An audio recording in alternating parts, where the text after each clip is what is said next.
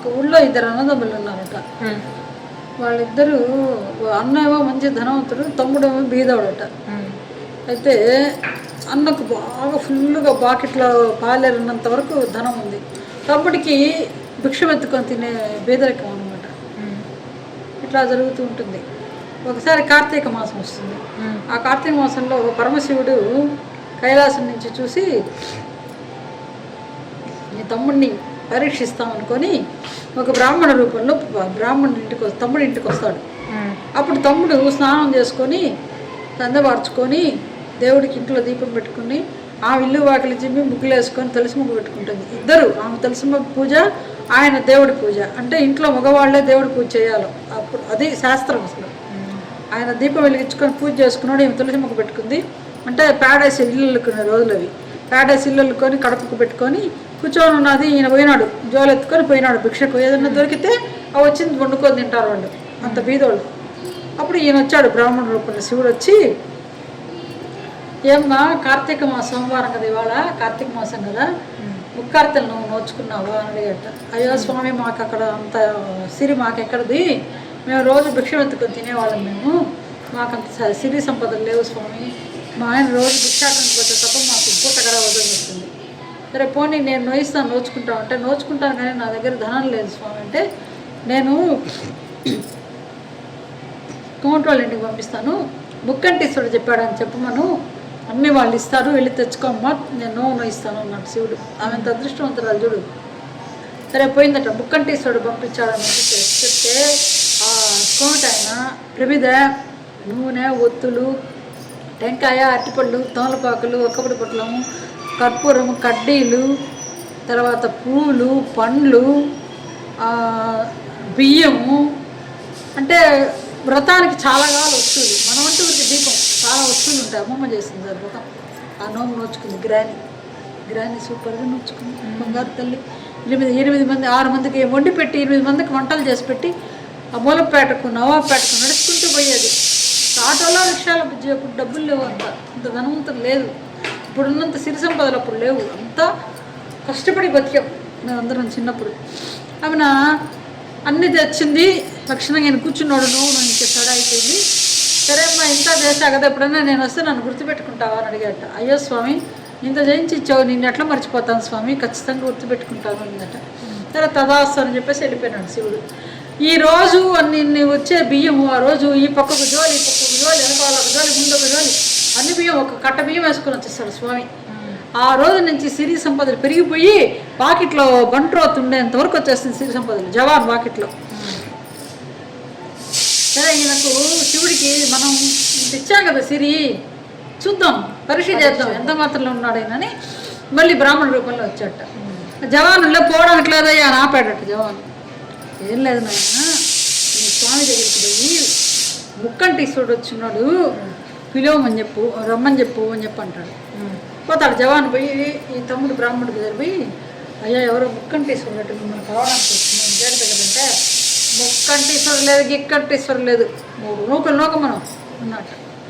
అంత పవర్లో ఉన్నాడు. డబ్బులు వచ్చేటికి దేవుణ్ణి మర్చిపోకూడదు, ఎప్పుడు దేవుణ్ణి గుర్తుపెట్టుకోవాలి. ఓకే సరే అప్పుడు తదాస్తు అన్నట్టు శివుడు వెళ్ళిపోయినాడు. ఒక 2 రాను శివుడు వెళ్ళిపోయినాడు. తొందరగా వస్తుంది స్ట్రీమ్ అది. శివుడు వెళ్ళిపోయినాడు, తదాస్తు అన్నాడు. ఒక్క రోజుకు చేతికి చెంబు వచ్చింది, మళ్ళీ ముష్టి చెంబు చేతికి ఒక్కటి రాని ఆస్తి అంతా పోయింది. ఎప్పుడైతే శివుణ్ణి తిట్టాడో జేజను మొత్తం పోయింది, ఆస్తి అంతా పోయింది. మళ్ళీ చేతికి చిప్పు వచ్చింది, మళ్ళీ దృశ్యం వచ్చినాయి. అప్పుడు గుర్తుకొచ్చింది. అన్ని రోజులు గుర్తు రాలేదు, సిరి సంపదలో మునిగిపోయినది మేడం.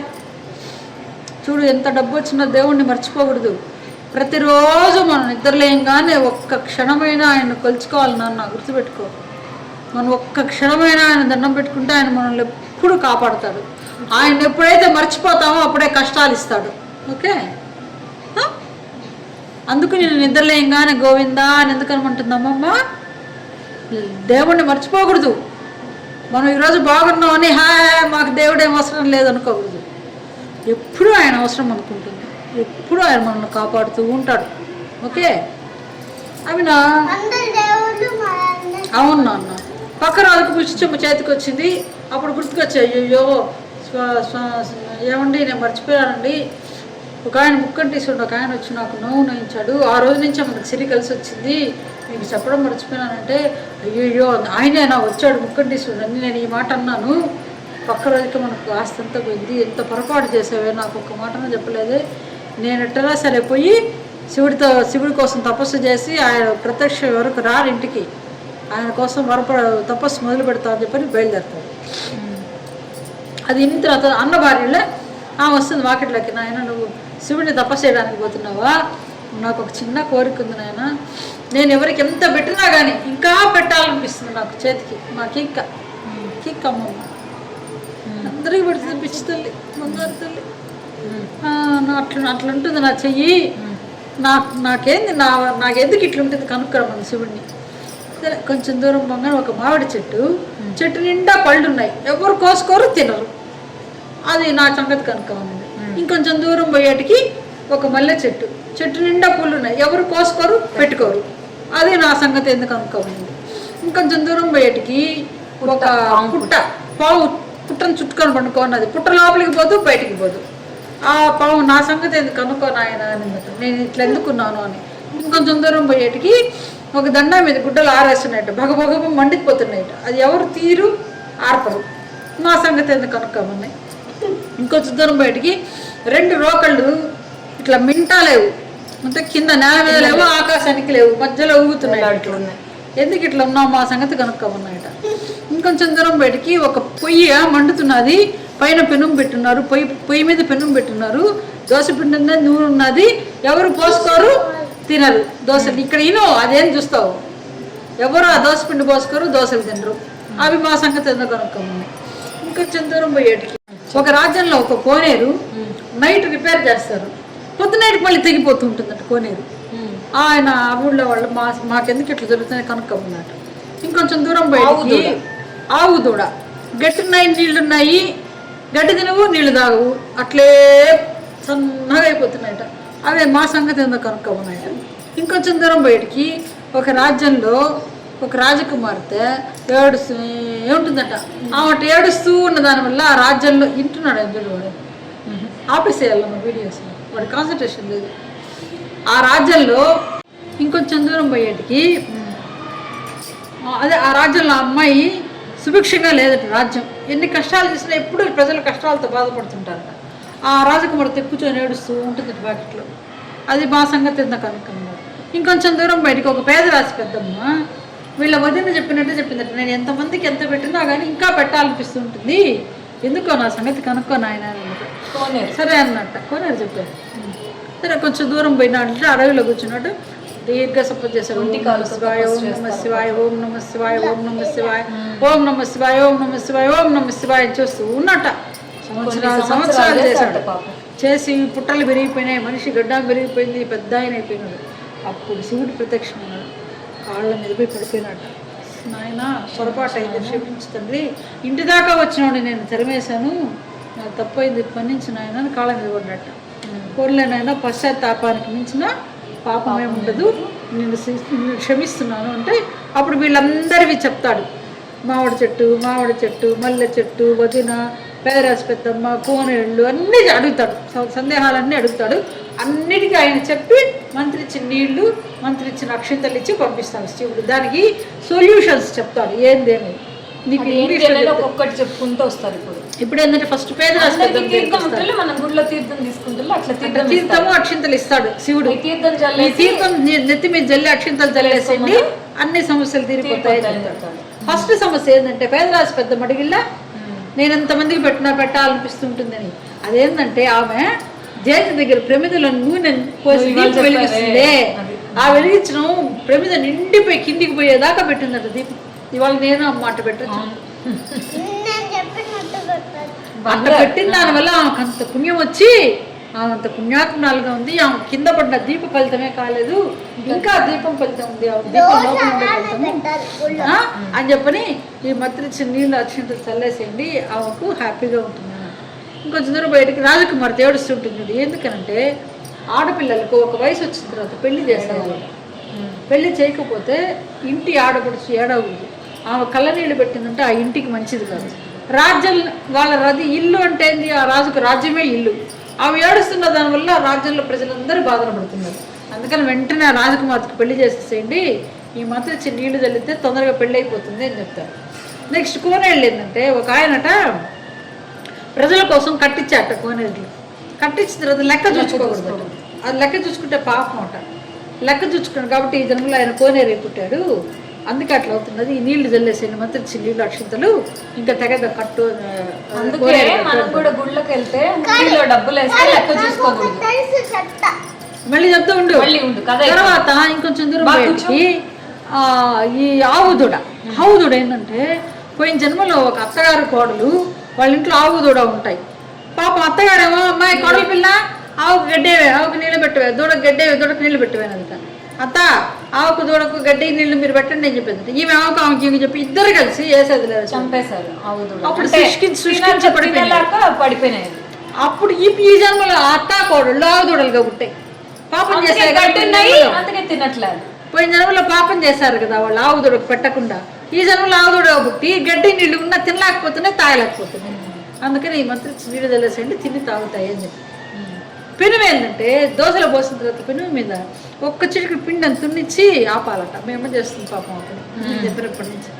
లేదంటే ఆ పెనుము బాధపడుతుందట, వేడికి బాధపడుతుంది. అట్లా చేశారు పోయిన జన్మలో. అందుకని ఆ పెనువులు అట్టున్నాయి. ఈ మంత్రి చిన్న చల్లండి, అందరూ దోశలు పోసుకొని తింటారు అని చెప్పాడు. దండం మీద గుడ్డలు ఏంటంటే, చెప్తా. దండం మీద గుడ్డ సూపరే. అదేంటంటే ఇంటికి ఆడపడచ్చు. ఇప్పుడు మీ గున్ను నువ్వేంటంటే పెద్ద అయిన తర్వాత ప్రతి సంవత్సరం గున్నుని పిలిచి చీర జాకెట్ పెట్టి సంతోషంగా చుచ్చుకోవాలి చెల్లెల్ని. బాగా ఎంత సంతోషంగా చుచ్చుకుంటే నీ ఇల్లు అంత బాగా ఎక్కువస్తుంది. అట్ట పెట్టకుండా ఉన్న దానివల్ల వాళ్ళు ఈ జన్మలో అట్లా పుట్టారు. మండిపోతున్నాయి. మా చిన్నసుబ్రావు పెద్ద ఆయన గుర్తుకొచ్చింది నాకు. ఆయన బతికిన రోజులు ఆయనకున్న వస్తువులు 11 మంది అమ్మమ్మ చెప్పింది. అందరికీ పెట్టేది పాపం. బీద ఆయన పెద్ద కానిస్టేబుల్ అంటే ఎంత వస్తుంది? బస్ కానిస్టేబుల్ కాదు, ఎల్టీసీ టెంపరీగా ఎక్కడో చేసేవాళ్ళు. వాళ్ళ కొడుకు కానిస్టేబుల్. అందువల్ల సరే అందరికీ ఆడబెడుచు కొట్ట పెట్టాలా. అందువల్ల పెట్టని దానివల్ల అట్లా దండ మీద బట్టలు మాడిపోతూ ఉన్నారు, నీళ్ళు చల్లేసేది తగ్గిపోతున్నాం అంటున్నారు. పాము ఏంటంటే, ఒక కోవిడ్ సెట్టి ఉండే ఆస్తంతా తీసుకొచ్చి గుంటలో పెట్టి మూత పెట్టేసి బాగా మట్టిగా పెట్టేసి ఆ విషయం పిల్లలకి చెప్పకుండా పడిపోయినాడు. ఇప్పుడు ఆ పిల్లలకి ఆ విషయం ఎట్లా చెప్పాలా? పాము అయి పుట్టాడు ఈ జన్మలో వాడు. పోయిన జన్మలో కోవిడ్ వాడు, ఈ జన్మలో పాము. ఇప్పుడు చుట్టుకొని పడుకోవాలి డబ్బుల దగ్గర. ఇది భాష తెలియదు, చెప్పలేడు, ఏం చేస్తాడు? అందుకని నీళ్ళు చల్లేండి వెళ్ళిపోతుంది ఆ పాము అని చెప్పాడు. నెక్స్ట్ ఏంటంటే మల్లె చెట్టు ఏంటంటే, పూలు పెట్టుకునేటప్పుడు పక్కన ఒక ఆమెకి ఎవరికన్నా అమ్మాయి ఉంటే అమ్మాయి కన్నా పెళ్ళైన కన్నా ఒక బంతి ఇచ్చి పెట్టుకోవాలి, లేకపోతే విషముష్టి చెట్లు పెడతారు. అట్లా పెట్టుకుంటే తప్పు. అందుకని ఈ నీళ్ళు చల్లేండి, ఆ మల్లెపూలు అందరూ పెట్టుకుంటారు. నెక్స్ట్ మామిడి చెట్లు ఏంటంటే, ఒక పండితుడు అంటే టీచర్ బాగా చదువుకున్నాడు. ఆయన చదువుకున్న చదువును ఊరికే చెప్పలేదట, డబ్బులకు చెప్పలేదట ఎవరికి. అట్లా చెప్పకున్నోడికి విషముష్టి చెట్టు పుట్టాడు ఈ జన్మలో. ఈ నీళ్లు చల్లేయండి అందరూ కోసుకొని తింటారు మామిడి పళ్ళు అని చెప్తాడు. అందరికి అన్నీ చెప్పాడు. బుద్ధి కదా. వదిన దగ్గరికి వచ్చాడు. వదినకు కూడా ఏం చెప్పాడు? ఆమె పెట్టిన ప్రమిదిలో నూనె కింద పడిన ఫలితమే కాలేదు, ఇంకా ప్రమిదిలో నూనె ఫలితం ఉంది, ఆమెకు అంత పుణ్యాత్మురాలు, ఆమె సూపర్, ఆమె ఆ మాట చెప్పాలి కదా. పెద్దమ్మకి చెప్పినట్టే వాళ్ళ వదినకు కూడా. కానీ అట్లా చెప్పకుండా నిన్ను కుండలో తేలును తెచ్చిపెట్టుకోమన్నాడు, వాకిట్లో పామును తెచ్చిపెట్టుకోమన్నాడు ఆవు కట్టడానికి అని చెప్పాడు. ఆ పిచ్చావు నిజంగా తేలును తెచ్చి కుండలో వేసుకొని పామును తెచ్చి ఆవు కూరదారి కట్టుకుందట. ఒకరాజు పొద్దున్న లేచి వాళ్ళ పిల్లల్ని సద్దన్నం పెడతాను, ఉప్పు తెచ్చుకొని రాలిందట. వాళ్ళ కూతురు పోయి, అమ్మా మనకి ఎంత డబ్బులుంటే మాత్రం ఉప్పు కుండలో రత్నాలు ఉంగరం పెట్టుకుంటారు అమ్మా అన్నదట. అంటే తేలు రత్నాలు ఉంగరం అయిపోయింది. చూసావా ఆమె పుణ్యం, సూపర్ కదా. వాళ్ళ అబ్బాయి వచ్చి, అమ్మ మనకి ఎంత డబ్బులున్నా ఆవును బంగారు వృధాడేసి కడతావమ్మా అన్నట. పాము బంగారు వృధాడైపోయింది ఆమె పుణ్యం వల్ల. అప్పుడు తమ్ముడు తెలుసుకొని వచ్చి, ఆ వదిన క్షమించు, నేను చేసిన తప్పు, అసలు నీకు శివుడు ఈ విధంగా చెప్పాడు కానీ ఇటు చెప్పాను, క్షమించుకుంటే పోలేనాయన, పశ్చాత్తాపానికి మించిన పాపం లేదు, ఇంకైనా ఇటువంటి పనులు చేయకుండా లక్షణంగా క్షేమంగా సుఖంగా ఉండండి, నీ భార్య దగ్గర అమ్మకాతలు నువ్వు బాగా నోయించిన ఆయన అని ఆమె నోచుకుందట. వాళ్ళ వదిన నోచుకుందట. అందరూ నోచుకొని మా అమ్మ నోచుకుంది, నేను మీ అమ్మ నోచుకోకపోయినా దీపం పెట్టుకొని వచ్చాము, జేజకు పూజ చేసుకుని వచ్చాము. అందరం క్షేమంగా ఆరోగ్యంగా అనుకున్న కోరికలన్నీ తీర్చుకుంటూ శంకరుడు అందరినీ ఆరోగ్యంగా ఉండిస్తాడు. మా 15 లక్షలు కూడా మాకు తిరిగి ఇప్పిస్తామని దండం పెట్టుకొచ్చాను. అట్లా ఇప్పిస్తాడు మా శంకరుడు తండ్రి నాయన. నమ పార్వతీపతే నమ హర హర మహాదేవ శంభో శంకర. ఓం నమ శివాయ. రైట్ హ్యాండ్ తో వేసుకోవాలి. వేసుకోండి. మీకు ఇలా ఆయన కోరండి గింజలు నువ్వే కుడు తాతకి. నువ్వే కుడు. నువ్వు గున్నుకు 2 గింజలు వేసి తీసి 2 గింజలు వేసి అది ఆఫ్ చేయి. కాళ్ళ కింద